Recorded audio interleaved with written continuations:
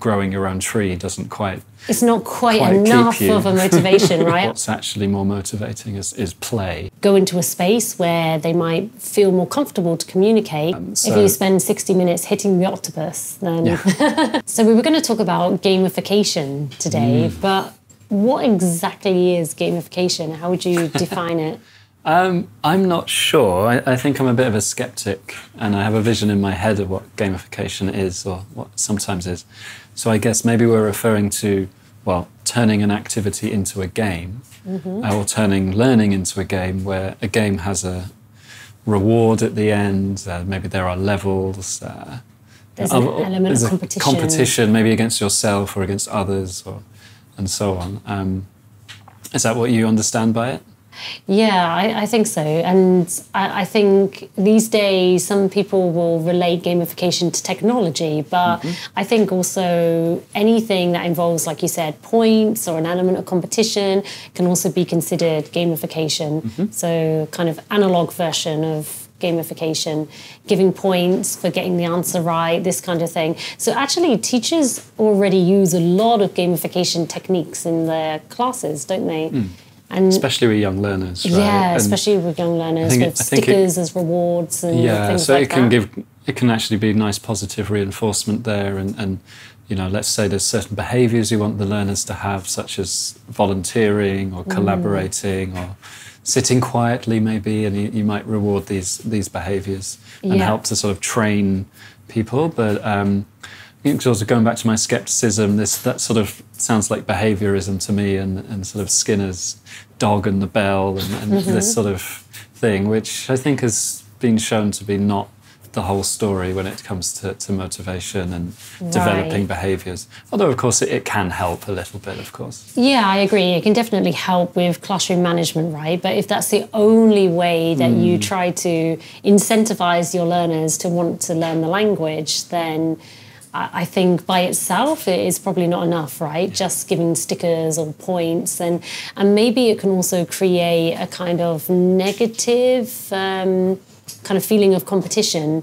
So I think it's good if it's used for collaborative purposes. So maybe they're all working together as a team. But I have seen in some lessons where the students become more obsessed with getting points or arguing about the fact that the teacher took away points because they were shouting out answers or running around the classroom. Yeah. So then the focus becomes more on the points and less on the language.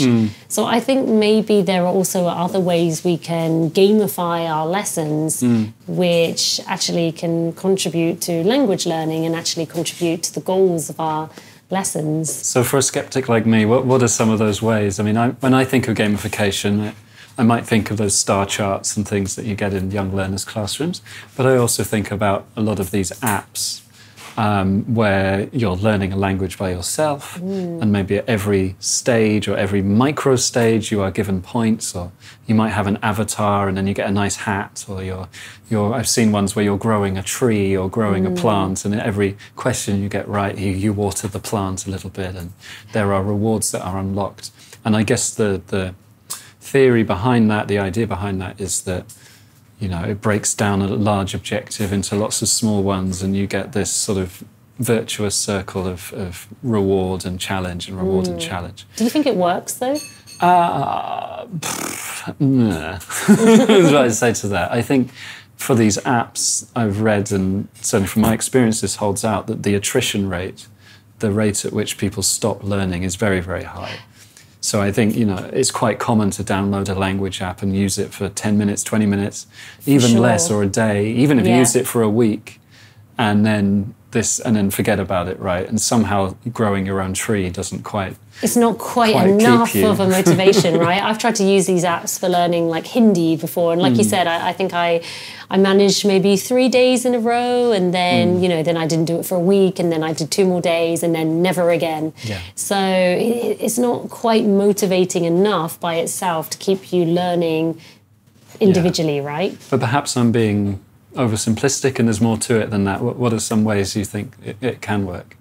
Well, I've seen a lot of teachers incorporate things like quizzes, online quizzes into classes. And I think it can be really good for things like icebreakers, for example. So a very classic icebreaker game that I did with my trainees yesterday, actually, is the two truths and one lie icebreaker. So you could actually gamify that a little bit as well and use some interesting online tools like Mentimeter and polling tools and things like this. So learners actually have to go into the website or log on to the app, and then they have to vote for what answer they think is correct. So it sort of slightly gamifies the process of breaking the ice and having these kind of like starter conversations. Yeah, and I think there's lots of simple but effective games we can use to practice in a controlled practice. Now, Taboo is a favourite of mine, where you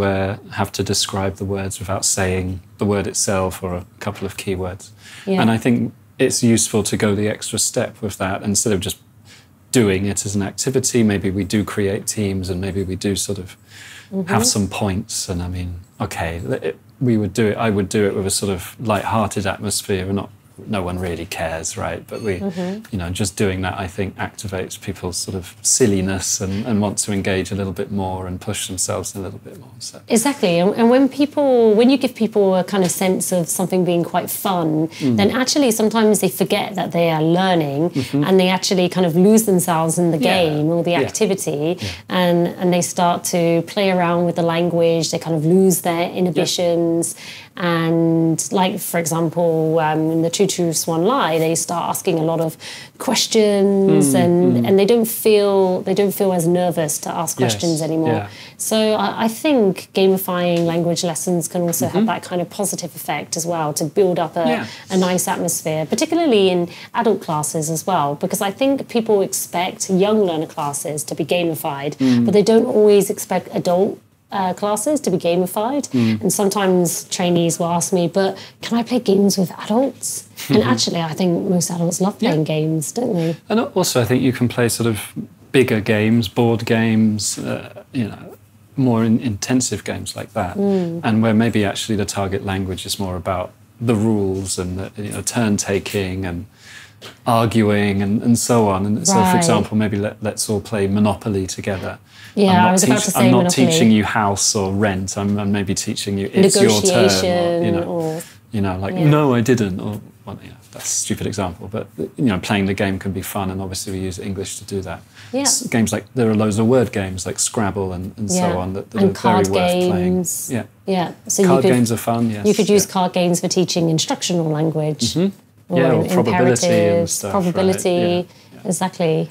Yeah. So I think, that sort of thing, absolutely. Games are very motivating if you're actually playing the game. I think my issue is where the learning is the designer has tried to turn the learning activity into a game somehow, and basically just put some bells and whistles on it, like a bit of reward here, a bit of sense of progress here and there. And maybe it's actually not contextualizing the language either. Yeah. So things like, online flashcards can be a great way for learners to individually study vocabulary.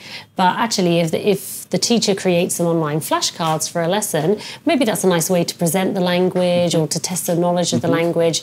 But it's not always contextualizing the language. If the students just have to swipe at something and say whether it's correct or if it's just multiple choice, it can be a good way to practice. If you're gathering points in this way, it assumes that you need to have a right answer.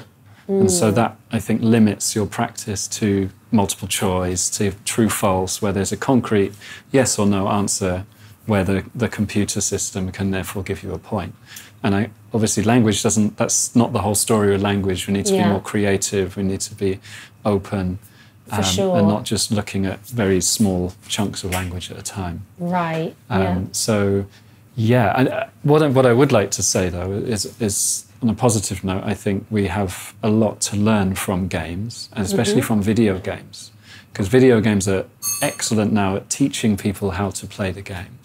And for them, if you think as a game designer, you don't have another chance to teach the person how to play the game. You're not there anymore, you've only got the game itself. So a lot of games will start off very simply restrict the number of choices the player can make. Maybe you don't have access to all the controls yet. You can only walk forward. You can't jump yet. You can't drive or whatever it is. And then slowly introduce you to these things. And they sort of set up situations where, let's say you're being introduced to a new skill in the game or a new weapon or whatever it is. It will give you a sort of practice scenario and then lead you to a situation where you have to choose what to do.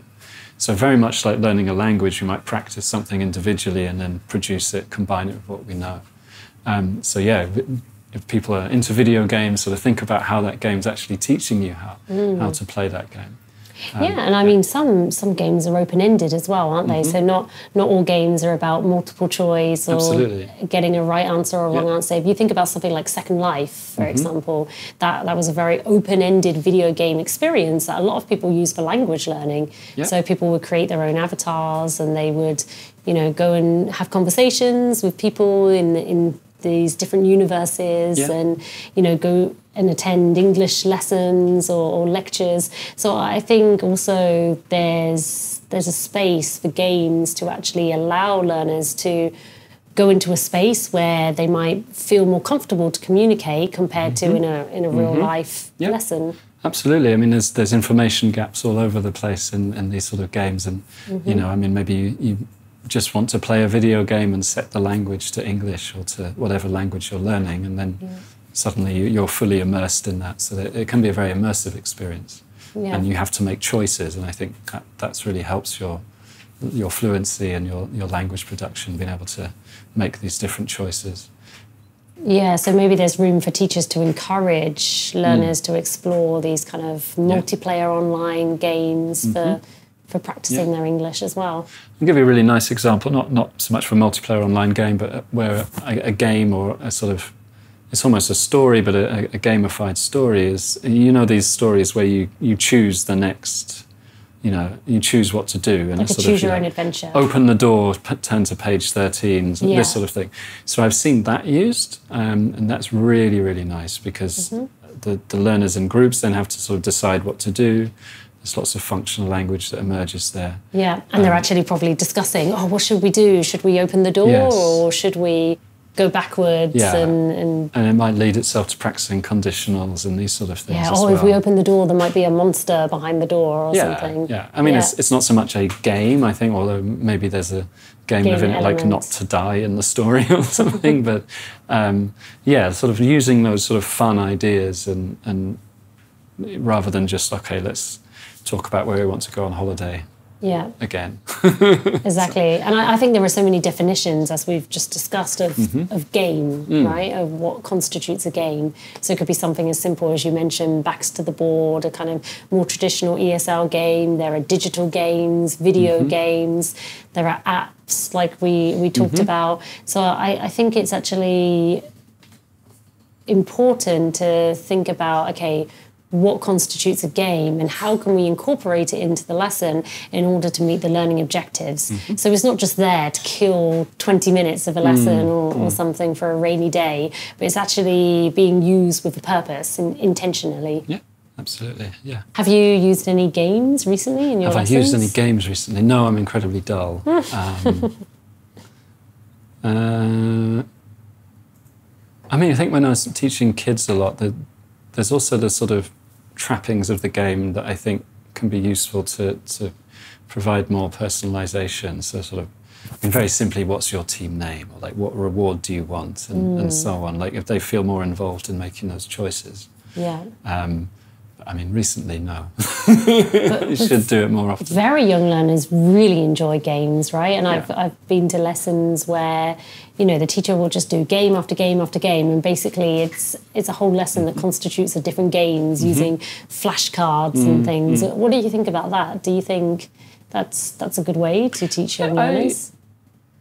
Yeah, I think it has its place, right? I think it's obviously very motivating for them. Yeah, sometimes it's too engaging, and they're more sort of focused on hitting the right card or saying the word very quickly and not really thinking at all about pronunciation. Not really processing what they're actually learning. But the issue is also then, language is not about individual words or even individual sentences. Right. So at some point you then need to combine things with If you spend 60 minutes hitting the octopus, then... Yeah. So yeah, I think those sort of games lend itself to practicing words or, you know, very controlled sentence patterns as well.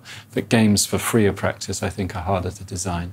But also for young learners, you know, puzzles are fun, but role play is fun. Yeah. You know, so sort of setting up a shopping role play and running with it a little bit. You don't really need to have a game on the end. They're quite happy to pretend to have $300 to spend in the shop and you know, haggle with each other and so on. Like they don't need points at the end. Yeah, would you say there's a big difference then between play and games? Yeah, well, I think maybe that's what's actually more motivating is play, and then we can bring in the ideas of the theatre and playing a role, and which kids love, right? It's all about their imagination. So. And actually, that probably encourages more use of their imagination and creativity with the language than a game where there's a right answer and a wrong answer. So, of course, as we said, games are highly motivating and they're probably very good for controlled practice where students have to learn a particular lexical set and they need a chance to practice it and practice the pronunciation. But then actually... I think a class needs a variety of activities, right? So a mixture of games, role play, free play, and also some settler activities as well. So not just activities that are going to get them running around, screaming and shouting, but also some more calming activities and I think as well. If you are teaching very young learners, and it can often be restrictive, and you think the only thing that will motivate them is games because it's so obvious that kids love games, right? Yeah.